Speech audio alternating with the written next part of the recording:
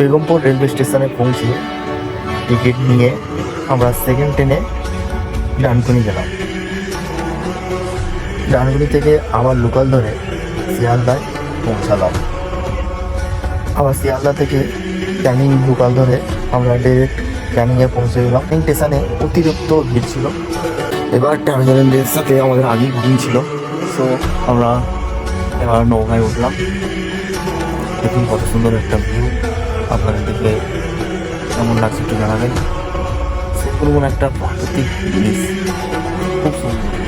মাঝপথে একটা পার্ক করেছিল, পার্কটার নাম জানি না, কিন্তু খুবই সুন্দর। আবার নৌকায় উঠে এবার আমরা গেলাম দক্ষিণ রায় ফার্ম হাউসে। কত সুন্দর ভিউ দেখুন, মৃদু বাতাসের হাওয়া, খুবই সুন্দর। এই রুমটা আমরা বুক করেছিলাম। দেখুন এর ভিতরটা খুব সুন্দর।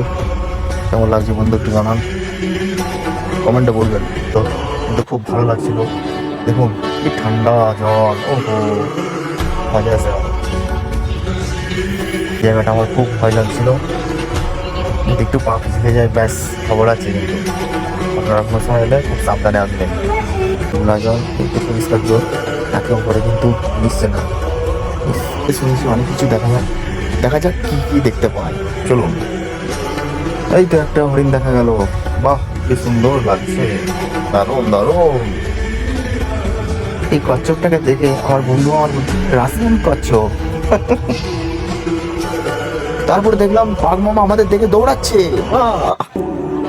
তারপর আর একটা সুন্দর পার্কে গিয়েছিলাম, পার্কের নাম জানি না, কিন্তু খুব সুন্দর, কিন্তু খুব গরমও হচ্ছিল, কি বলবো। তারপর দেখি চড়ায় কুমির কাকু ঘোরাঘুরি করছে, তার গার্লফ্রেন্ডকে খোঁজাখুঁজি করছে। এই বুলটা দেখছেন, এটা থাইল্যান্ড থেকে এসেছিল, তো কাগজপত্র পর্যাপ্ত ছিল না বলে একে সিজ করা হয়েছে। এটা সুন্দরবনের ফেমাস পাম কল।